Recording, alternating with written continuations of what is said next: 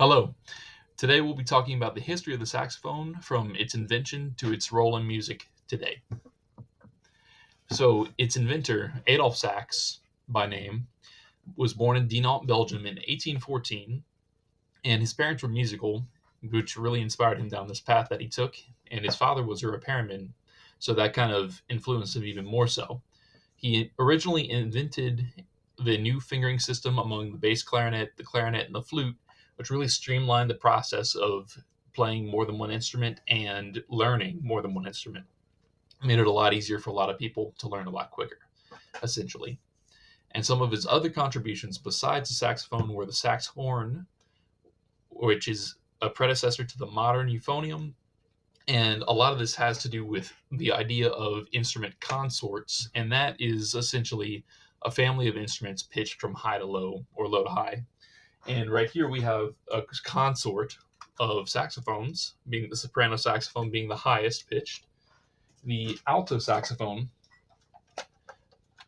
being one of the middle voices, the tenor saxophone being the lower of those two middle voices, and this is also probably one of the most popular instruments in the pop genre, which we'll talk about at the very end.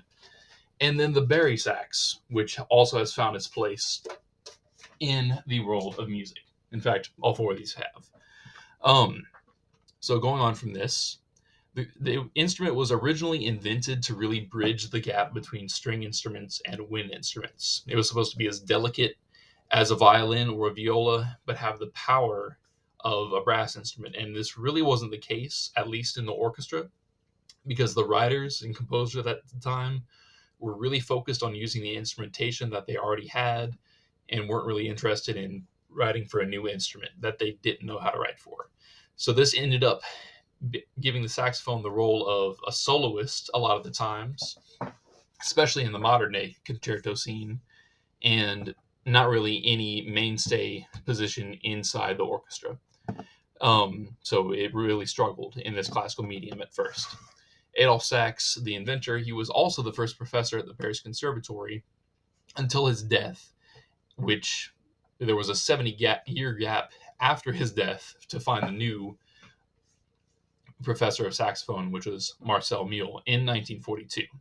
Now, going a little further back in time, around the late 1800s, it was really well adopted in the Garde Republicaine, which is France's national band, and Marcel Mule was a part of this, taking part in building one of the first saxophone quartets with the four instruments that we just took a look at.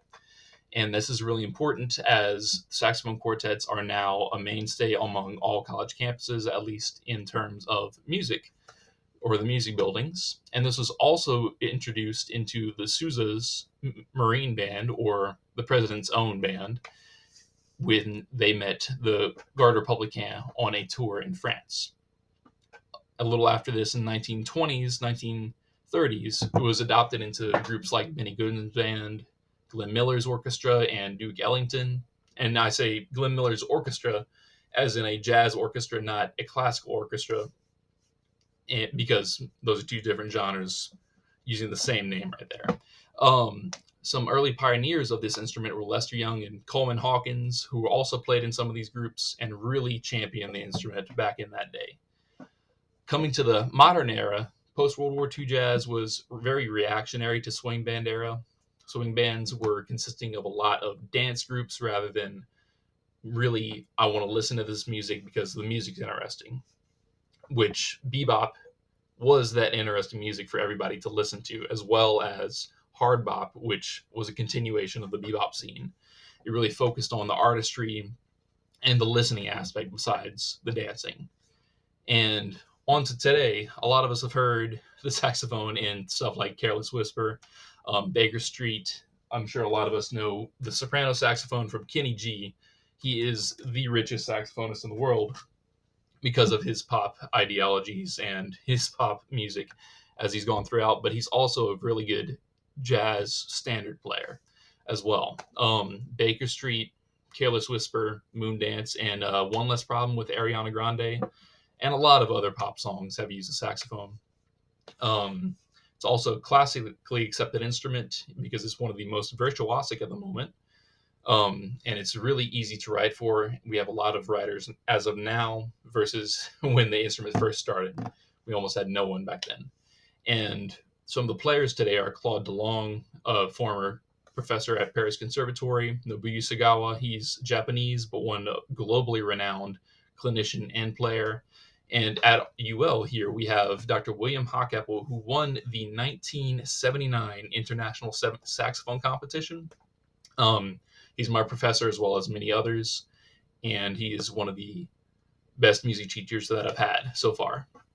And in conclusion, so a lot of us know about the saxophone from some of those pop things that we just mentioned, but not a lot of us know the origins of this instrument or the implementations and the struggles that it went through to get adopted into the normal musical world. So, thank you guys.